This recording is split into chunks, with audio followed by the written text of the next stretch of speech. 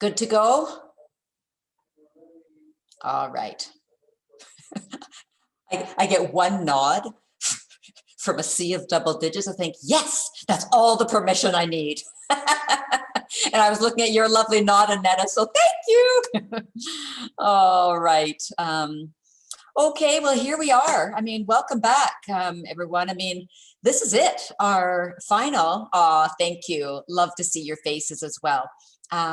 This is it, our final 90 minutes together this time. There'll be lots more next times, but it's this time. As I mentioned, the annual symposium is not a one-off as it relates to our work together. So when I mentioned when I was closing or allowing people to move into the small group discussions last time, it's a very, you know, as I mentioned, we can feed the ideas that you have for conversations and things that need to happen or that you think would be helpful to happen from, you know, after the annual symposium. You can feed your ideas into this session. Heck, it's almost like we planned it, isn't it? So this is 3C, and we're moving from the context-sensitive planning for the long term and a focus on scaling up to context-sensitive planning for the short term and a focus on anticipating our work together over the next year. So this 1 hour session, it has 2 parts. The first is a short presentation on what the Hub heard recently from the Mental Health Promotion Innovation Fund projects about the benefits they are most hoping for from this new community. So that for the projects, that's the recent online survey. So this is the woohoo, the unveiling of some of those results. And the short presentation will also just highlight some of the work of the Hub that's currently underway, that's aligned with the benefits that you're hoping for. And 2 Hub team members will do a tag team on that presentation. That's going to be Renata and Mary Alice. And so that's part 1. Part 2 of this 1 hour session is breakout rooms, your last breakout rooms. So, and we'll actually use an exercise a little bit akin to using Jamboard. And clearly from your comments, at least those who went to the polls, from the comments yesterday, rock those Jamboards. Like everybody just seemed to love the Jamboards. This time, we're going to use another interactive software, and it's called Menti. And we'll do an exercise to get some of your thoughts on what you think are some of the priorities for over the next year. And that includes the projects and also everyone else. This is the first time actually we're going to have 2 breakout rooms only. One breakout room is going to be all of the projects, and the other is the rest of us, the collective. And so we're going to get those 2 perspectives on priorities over the next year. And then we'll just return very briefly to plenary for a little wellness transition, and then we'll move right into the closing. So we're not going to have to change Zoom links or anything else. We'll be able to transition right into a fairly crisp and short closing that hopefully just provides that little bit of capstone for our time together over the last 3 days. I can't believe I'm saying that at this point. Anyway, so with that, I'm going to turn things over to Renata and Mary Alice, and we'll do they'll do their short presentation.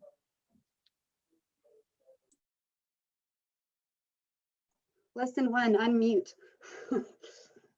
Okay, can everybody hear me? Thumbs up, thanks, Eric.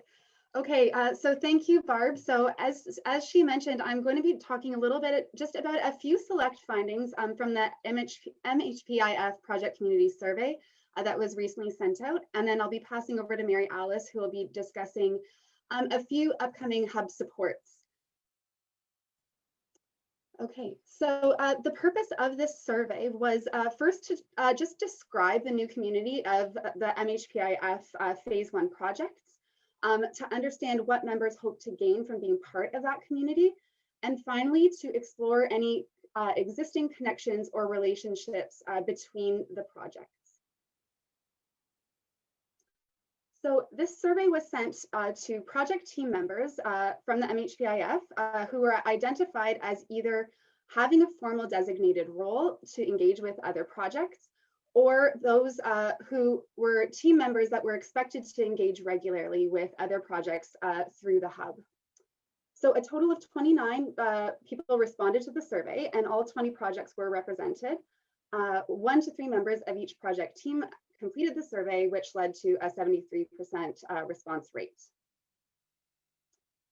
So as expected, the majority of our respondents were either project leads or project managers, coordinators, facilitators, or implementers. So both of those are at 45%.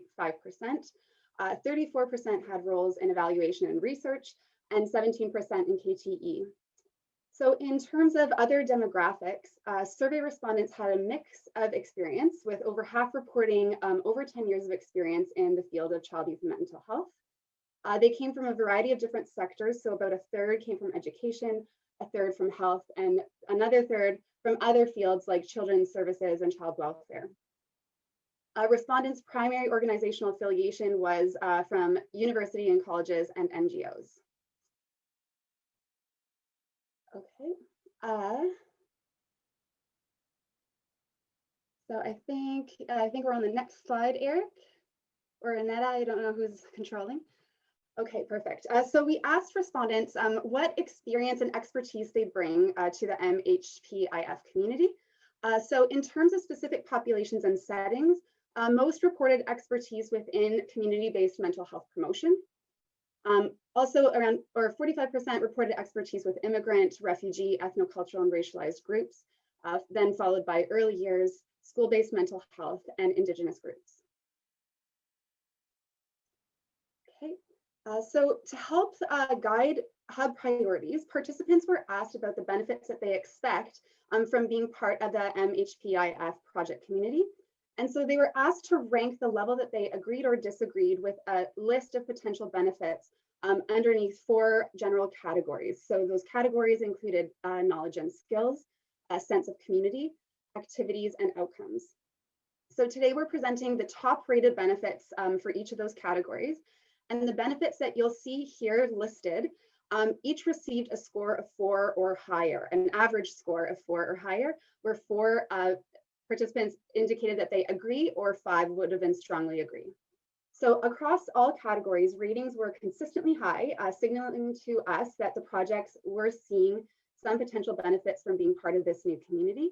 And all the possible benefits we explored are linked to the hub's mandate, some more strongly than others. So looking at this first result, looking at knowledge and skills, the top rated benefits covered a range of topics.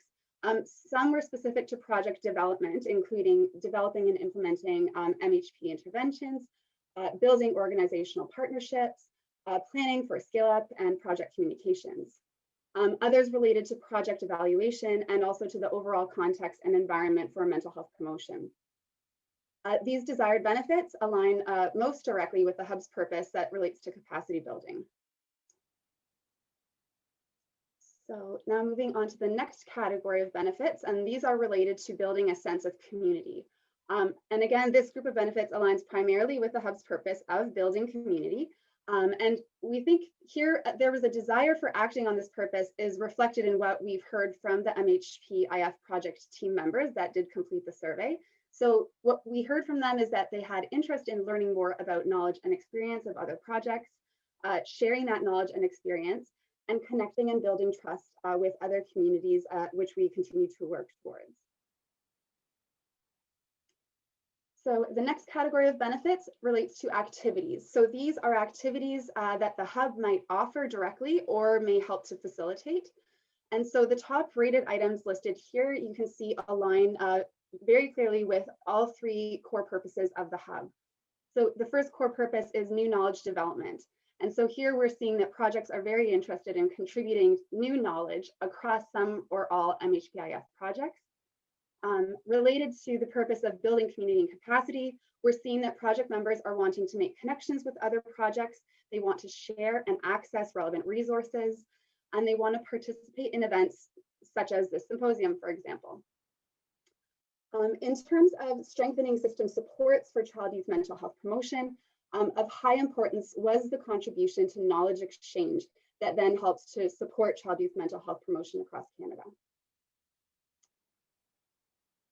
Okay, and then moving to our next set of benefits, which is the general theme of outcomes. And so here again, we're seeing a very similar pattern where there's interest in benefits that relate to all three of the core purposes of the hub. So again, in terms of knowledge development, you can see here again that participants agree that being able to contribute to new knowledge is an important outcome that is important to them. For community and capacity building, desired outcomes included things like expanding networks in child youth mental health promotion, gaining greater access to relevant research, expanding networks, and building trusting relationships. Finally, again, related to strengthening systemic supports, we just wanted to share this to showcase that this is one of the top rated outcomes that project participants identified. So something else to note just across many of the benefits is that dual importance of not only connecting and working with the projects that are currently funded through the MHPIF, but also moving beyond that, beyond those funded projects who share their very diverse interests. So the hub does serve both groups with our primary emphasis on the MHPIF projects during this first phase. So the hub is listening.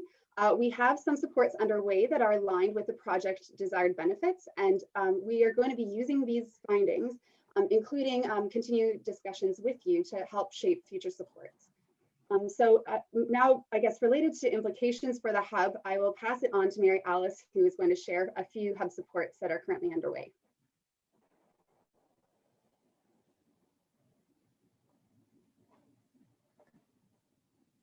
Thanks, Renata.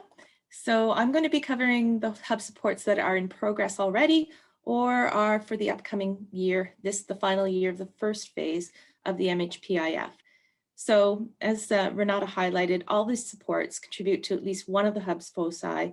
So creating new knowledge across the funded projects, building community and capacity, and amongst the projects, but also others who share their interests, and strengthening supports for sustaining and scaling up promises approaches. Next slide, please.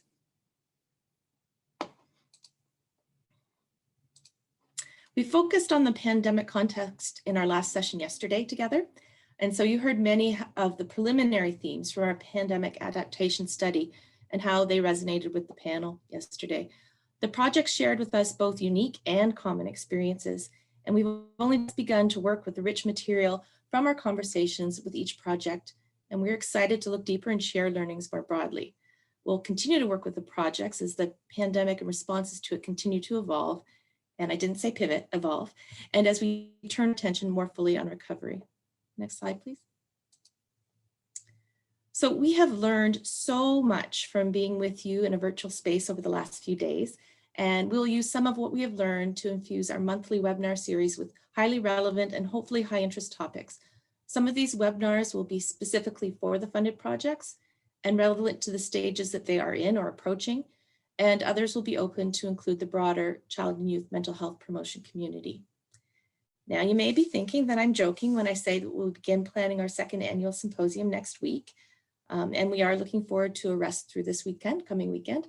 But in seriousness, as the experience of this event starts to really settle in for the Hub Secretariat, we'll really start looking ahead to our next gathering, whether it's virtual, in person, or some combination thereof.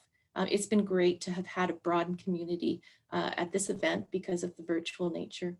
So we so appreciate your enthusiasm for this symposium, even willingness to wiggle with Barb. She didn't wiggle with us at the beginning, so I don't know, Barb, if you want to wiggle now. And we look forward to hopefully meeting with you in about a year's time to keep building our understanding, community, and enthusiasm for mental health promotion for young Canadians. There's something so important about pausing, gathering, and reflecting together on what we do, why we do it, how to do it better, and who we should be working with to achieve our common vision. Next slide, please. So as the projects are aware, and thank you so much for your responsiveness and engagement on this, we are well on our way to a complete set of infographics summarizing each of the 20 projects of the MHPIF. And so these are succinct visual overviews, they're communication products for a wide range of audience, and they'll be produced in both French and English. So they stand alone and together as a set. So hopefully even from these examples you see on the screen, you can see how each stands alone and how they will work together as well.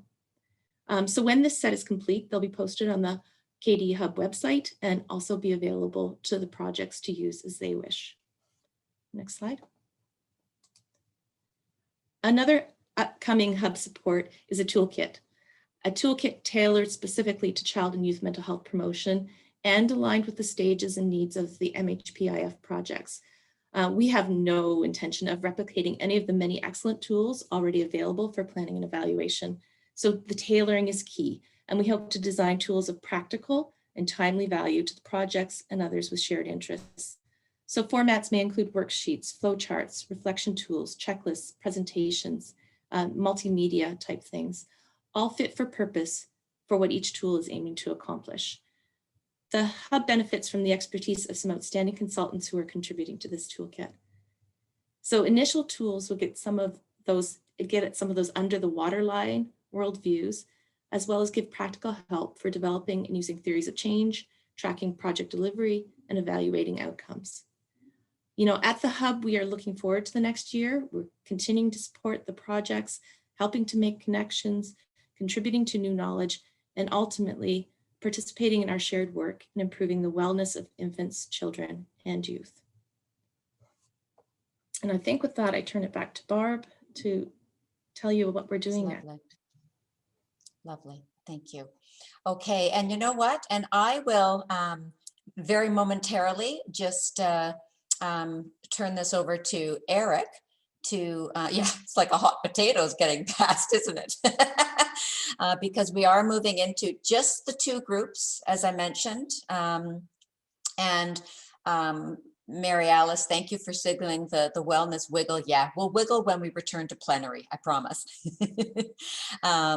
And so, Eric, over to you just to move into the two groups. And this next exercise, led by the Hub team staff members, it is intended. I mean, we actually do have, I think, enough time to have a reasonably paced exercise to consider the possible priorities for the next year that I think Renata and Mary Alice really so nicely discussed the three core functions of the Hub that we can actually do something about, so that creating new knowledge. There are very few organizations actually, like the NCCs you heard from yesterday. There are a lot that or a growing number of organizations that have very important knowledge exchange mandates. A unique feature of the Hub is the knowledge development focus, this new knowledge to gain with and from this constellation of projects funded as part of the Mental Health Promotion Innovation Fund. So the new knowledge, the building community and capacity, and the strengthening systemic support. So those are really the anchors for the conversations to come. So Eric, thanks for describing the next part. For sure. So I'll be opening up two breakout rooms, as mentioned. The first one will be, and you will have the ability to join it yourself. The first one is for anyone involved with the MHPIF funded projects, whether it's associated with those projects or with the project teams. And the second room is for everyone else. So that includes, you know, FAC team members, HRC, and invited speakers, and anybody else invited and who has been participating in this event. And you'll see the title of the two rooms once I open them, and I'll do that right now.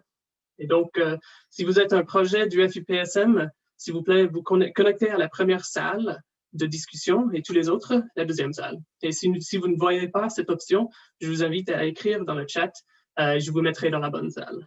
So, if you have any issues with joining room 1 or 2, let me know, and I can manually assign you. Otherwise, we'll see you in a minute. All right, it's just magic, isn't it? Like, wow. It's had just no magic. choice. Yeah, that's right. Whoosh. Do you feel like you're kind of in this, you know, all control taken away? Oh my goodness. Okay. All right. Well, seems as though, Eric, so everybody's back? Yes. Yep. Okay, I know why you all wanted to return. You were promised another wellness wiggle. Well, before, you know what? I actually have a wellness chuckle for you. I promise. I'm not going to extend this time. Like, seriously, I promise. We'll be crisp. But a wellness check. Oh, wait a minute. I'm jumping ahead of myself. So maybe I should just, again, loosely fasten that little session. So can I invite maybe just the hub team members? Do you want to say anything about that exercise? Just sort of, I mean, the input from both groups will be another shareable product from the symposium. And I just wonder, I mean, do we want to share any little nugget from each group? Sure. I was in the group with the project team members, and some really interesting themes came out of the first question, which was about new knowledge development. And I think that there were both like content related thoughts as well as process related suggestions. So some of the content definitely included more on COVID adaptations, about scale up as well, learning about scale up and how it's happening, like the planning for that. And then we talked about how to find others with shared interests. So again, kind of how can we find ways to connect with one another along those lines? Yeah. So that was, some of those themes came out. And then in the next question about the actions for strengthening connections and system supports, it was, so one of the suggestions, for example, was a workshop on engaging local and provincial and federal policymakers. And so maybe some tools around that. Yeah, maybe somebody else would like to jump in if I've missed anything. I don't want to take up too much. No, that sounds great. That's great. Would anybody like to say anything, just briefly? Okay, so maybe on to maybe the other room. Thanks, Annetta. Thanks. So I can jump in for now. Yeah, I guess this was a very interesting room for me to be in, because I had previously heard about the projects and what they were hoping for. So it was nice to sort of see this other perspective. And there was a lot of discussion about, real understanding like the workings of each of the projects, maybe getting a better understanding of the projects in general, just what worked well for them, what didn't work well for them. Learnings from COVID and their COVID experiences and things like that. I'm just trying to skim through my notes here. Yes, a lot of it was just, it seemed to me like what were their successes, what were their challenges, and how did they go about doing that? So learning a little bit more about that, I think, was definitely a key theme. And then in terms